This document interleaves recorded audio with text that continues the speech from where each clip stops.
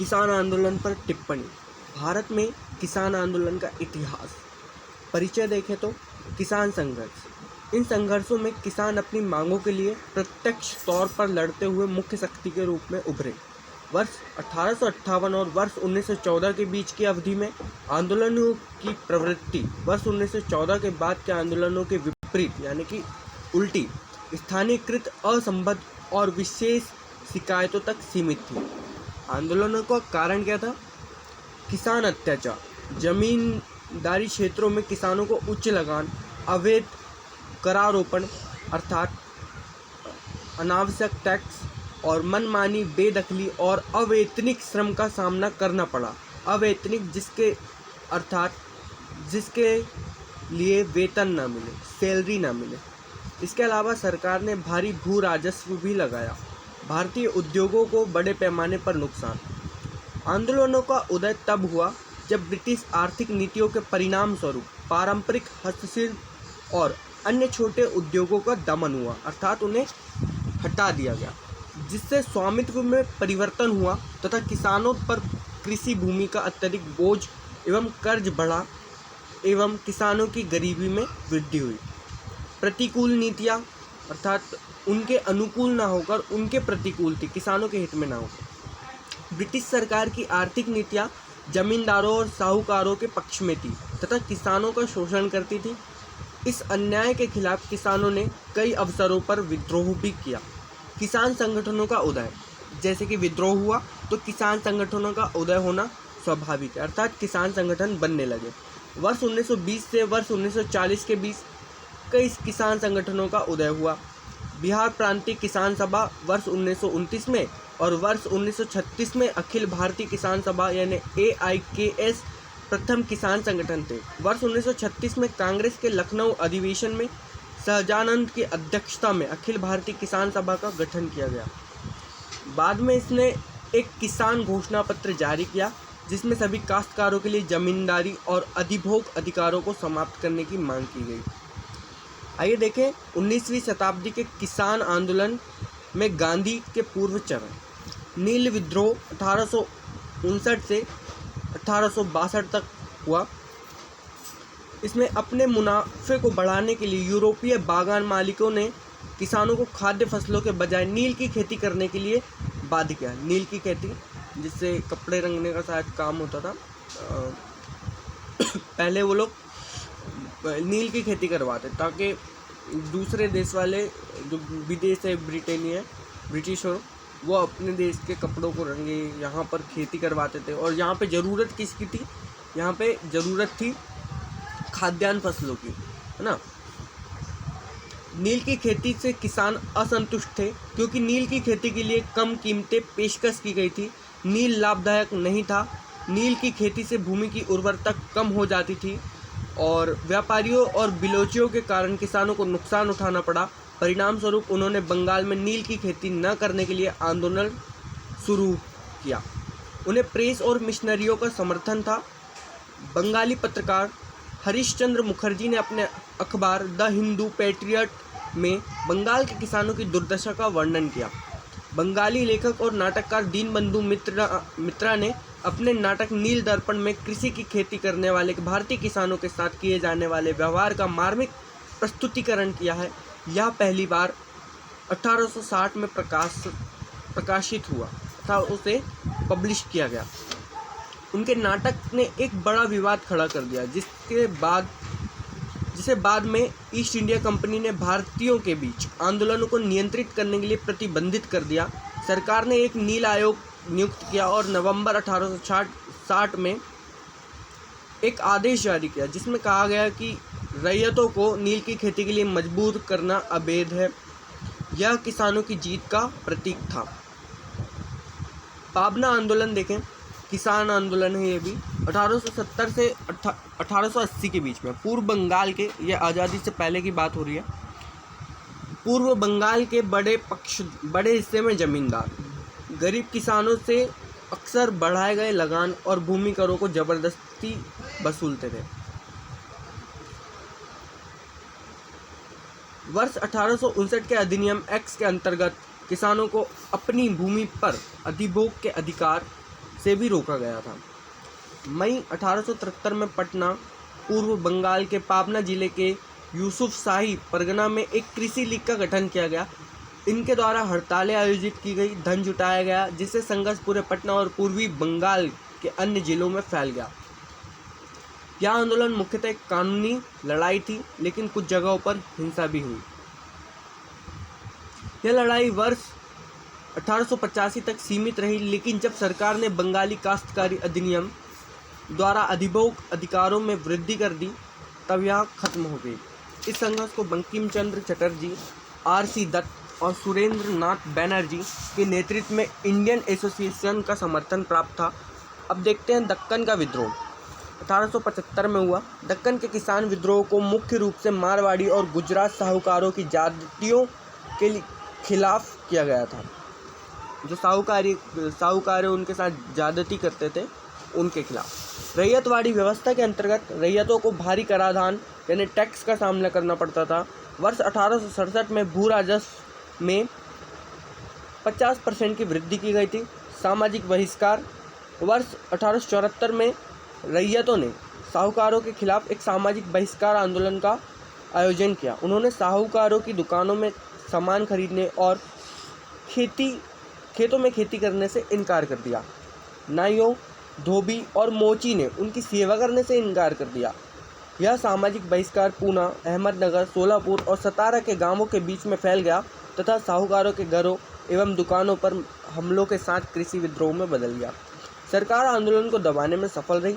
सुलह के उपाय के रूप में दक्कन कृषक राहत अधिनियम 1879 में पारित किया गया। 20वीं सदी के किसान आंदोलन के चरण गांधीवादी देखते हैं हम, ठीक है। 20वीं सदी में अभी हम देख रहे थे 19वीं सदी में, अब देखेंगे हम 20वीं सदी के। चंपारण सत्याग्रह 1917 में हुआ था। बिहार के चंपारण जिले में नील के बागानों में यूरोपीय बागान मालिकों द्वारा किसानों का अत्यधिक उत्पीड़न किया जाता था और उन्हें अपनी जमीन से कम 3/20 भाग पर नील उगाने पर तथा बागान मालिकों द्वारा निर्धारित कीमतों पर नील बेचने के लिए मजबूर किया जाता था। वर्ष 1917 में महात्मा गांधी ने चंपारण पहुंचकर किसानों की स्थिति की विस्तृत जांच की। उन्होंने चंपारण छोड़ने के जिला अधिकारी के आदेश की अवहेलना की। सरकार ने जून 1917 में एक जांच समिति नियुक्त की, जिसके सदस्य गांधी जी भी थे। चंपारण कृषि अधिनियम 1918 के अधिनियम ने काश्तकारों को नील बागान मालिकों द्वारा लगाए गए विशेष नियमों से मुक्त कर दिया। यह था चंपारण सत्याग्रह। अब देखते हैं खेड़ा सत्याग्रह, उसी के एक वर्ष बाद 1918। इस सत्याग्रह को मुख्य रूप से सरकार के खिलाफ शुरू किया गया था। वर्ष 1918 में गुजरात के खेड़ा जिले में फसलें नष्ट हो गई थी, लेकिन सरकार ने भू राजस्व माफ करने से इनकार कर दिया और इसके पूर्ण संग्रह पर जोर दिया। गांधी जी ने सरदार वल्लभ भाई पटेल के साथ किसानों का समर्थन किया और उन्हें सलाह दी कि जब तक उनकी मांग पूरी नहीं हो जाती तब तक वे राजस्व का भुगतान रोक दें। यह सत्याग्रह जून 1918 तक चला। अंततः सरकार ने किसानों की मांगों को मान लिया। अब देखते हैं मोपला विद्रोह 1921 में हुआ। मोपला मालाबार क्षेत्र में रहने वाले मुस्लिम किराएदार थे, जहां अधिकांश जमींदार हिंदू थे। उनकी प्रमुख शिकायतें कार्यकाल की असुरक्षा, उच्च भूमि कर, नए शुल्क और अन्य दमनकारी वसूलें थी। मोपला आंदोलन का विलय खिलाफत आंदोलन में हो गया। महात्मा गांधी, शौकत अली और मोहम्मद अबुल कलाम आज़ाद ने मोपला सभाओं को संबोधित किया। अब्दुल कलाम अलग है और अबुल कलाम जी अलग है, ठीक है। मोपलाओं द्वारा कई हिंदुओं को ब्रिटिश अधिकारियों की मदद करते देखा गया था। सरकार विरोधी और जमींदारी विरोधी आंदोलन के सांप्रदायिक रंग ले लिया। सांप्रदायिकता ने मोपला को खिलाफत और असहयोग आंदोलन से अलग कर दिया। दिसंबर 1921 तक आंदोलन को समाप्त कर दिया गया। बारदोली सत्याग्रह देखते हैं 1928 में हुआ है। ब्रिटिश सरकार द्वारा गुजरात के बारदोली जिले में भू राजस्व में 30% की वृद्धि करने के कारण वल्लभ भाई पटेल के नेतृत्व में बारदौली के किसानों द्वारा एक राजस्व न देने संबंधी आंदोलन का आयोजन किया गया। बारदौली में एक महिला ने वल्लभ भाई पटेल को सरदार की उपाधि दी। बारदौली सत्याग्रह में बड़े पैमाने पर मवेशियों और जमीन की कुर्की द्वारा आंदोलन को दबाने के अंग्रेजों के सफल प्रयासों के परिणाम स्वरूप एक जांच समिति नियुक्त की गई। जांच इस निष्कर्ष पर पहुंची कि वृद्धि अनुचित थी और कर वृद्धि को बढ़ाकर अर्थात टैक्स वृद्धि को घटाकर 6.03% कर दिया गया।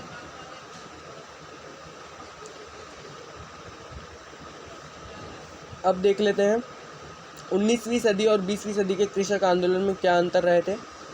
प्रकृति कैसी थी इनकी, दोनों ही कृषक आंदोलन थे। आंदोलनों का उद्देश्य क्या था 19वीं सदी में? इस आंदोलन का उद्देश्य लगभग पूरी तरह से आर्थिक रूप पर केंद्रित था, अर्थात अर्थव्यवस्था उनके आर्थिक रूप से आर्थिक जो टैक्स वैक्स दिए जाते थे उसके ऊपर। और 20वीं सदी में चंपारण, खेड़ा और बाद में बारदौली आंदोलन शुरू होकर उपनिवेशवाद के खिलाफ व्यापक संघर्ष में किसानों की भारी उपस्थिति दर्ज की गई। उपनिवेश मतलब उनका एक प्रकार से अपना वर्चस्व डाला जाता था किसानों के ऊपर ना, उनके ऊपर ज्यादती की जाती थी। आंदोलनों का उद्देश्य इस जो 19वीं सदी के आंदोलन हुए उनका देख लिया। आर्थिक है, नेतृत्व किसने किया था इसका? 19वीं सदी में नेतृत्व कृषक वर्ग ने ही किया था, लेकिन जो 20वीं सदी के आंदोलन हुए उनका नेतृत्व कांग्रेस और कम्युनिस्ट नेताओं ने किया। समाजवादी नेता थे जो कांग्रेस के उस समय के बड़े नेता थे, उन्होंने किया। 19वीं सदी के आंदोलनों की सीमा क्या थी? क्षेत्रीय पहुंच एक विशेष स्थानीय क्षेत्र तक सीमित थी, मतलब छोटे स्तर पर थी, एक ज़्यादा नेशनल लेवल पर नहीं हो पाती थी, एक सीमित क्षेत्र तक थी। और जो 20वीं सदी के आंदोलन हुए बड़े नेताओं का इसमें सहयोग था, तो इसमें स्वाभाविक सी बात है कि अखिल भारतीय आंदोलन हुआ, मतलब पूरे भारतवर्ष में इसका प्रभाव दिखा। आंदोलनों का मुख्य रूप से कृषक सम्मेलनों और बैठकों का आयोजन किया गया इसमें, है ना। लेकिन जो 19वीं सदी के हुए वो केवल स्थानीय तक सीमित थे। और उपनिवेशवाद की समझ क्या थी इसमें? विशिष्ट और सीमित उद्देश्यों और विशेष शिकायतों के निवारण के लिए निर्देश थे। उपनिवेशवाद इस आंदोलन का लक्ष्य नहीं था 19वीं सदी का। 20वीं सदी में किसानों के उपनिवेशवाद विरोधी चेतना का उदय, मतलब उपनिवेशवाद के विरोध उन्होंने किया। और औपचारिक संगठन, 19वीं सदी के आंदोलन में कोई औपचारिक संगठन नहीं था। इसके कारण आंदोलन एक अल्पकालिक घटना बन गया, मतलब छोटे रूप में जल्दी समाप्त हो गया। लेकिन जो 20वीं सदी के हुए वो ग्रामीण भारत में किसानों के स्वतंत्र वर्ग संगठनों का उदय हुआ। इसमें अखिल भारतीय किसान सभा का गठन हुआ 1936 में। आइए देख लेते हैं आंदोलनों का महत्व क्या होता है। और जैसा अभी 2021 में हुआ था किसान आंदोलन, सरकार के 3 कृषि कानूनों के विरुद्ध हुआ था, है ना, तो कृषि कानून वापस ले लिए गए। वैसे ही किसान आंदोलन, क्योंकि अपनी ज़रूरतों के हिसाब से वो आंदोलन कर रहे हैं। आंदोलनों का महत्व क्या है? भारत में जागरूकता लाना, है ना। हालांकि इन विद्रोह का उद्देश्य भारत से ब्रिटिश शासन को उखाड़ फेंकना नहीं था, लेकिन उन्होंने भारतीयों में जागरूकता पैदा की। किसानों ने अपने कानूनी अधिकारों के बारे में जागरूकता विकसित की। अन्य विद्रोहों को प्रेरित करना, उन्होंने शोषण और उत्पीड़न के खिलाफ संगठित होने तथा लड़ने की आवश्यकता महसूस की। इन विद्रोहों ने पंजाब में सिख युद्धों और अंत में 1857 के विद्रोह जैसे कई अन्य विद्रोहों के लिए जमीन तैयार की। किसानों के बीच एकता लाना, किसानों में गैर भेदभाव और साम्राज्यवाद विरोधी संघर्ष की सर्वव्यापी प्रकृति के कारण किसान आंदोलन भूमिहीन मजदूरों एवं सामंतवाद विरोधी किसानों के सभी वर्गों को एकजुट करने में सक्षम रहा। किसानों की आवाज़ सुनी गई। अपनी मांगों के लिए सीधे तौर पर लड़ने वाले किसानों के कारण उनकी आवाज़ सुनी गई। नील विद्रोह, बारदौली सत्याग्रह, पाबना आंदोलन और दक्कन के दंगों में किसानों की मांगों को सुना गया। असहयोग आंदोलन के कारण किसानों की मांगों को सुनने के लिए विभिन्न किसान सभाओं का गठन किया गया। राष्ट्रवाद का विकास हुआ। इनकी अहिंसा की विचारधारा ने आंदोलनों में भाग लेने किसानों को बहुत ताकत दी थी। इस आंदोलन ने राष्ट्रवाद में विकास में योगदान दिया। राष्ट्रवाद विकास हुआ, इसमें लोगों में राष्ट्र के प्रति चेतना आई। स्वतंत्रता के बाद के सुधारों को प्रोत्साहित किया गया। इन आंदोलनों ने स्वतंत्रता के बाद कृषि सुधारों के लिए एक आधार तैयार किया गया। और उदाहरण के लिए जमींदारी का उन्मूलन हुआ। उन्होंने जमींदार वर्ग की शक्ति को नष्ट कर दिया। इस प्रकार कृषि संरचना में परिवर्तन आया। ये था आज़ादी के पहले के किसान आंदोलन। इसके बाद के यदि कोई जोड़ना है तो जोड़ सकते हैं, 2031 का उदाहरण दे सकते हैं। धन्यवाद। जय हिंद।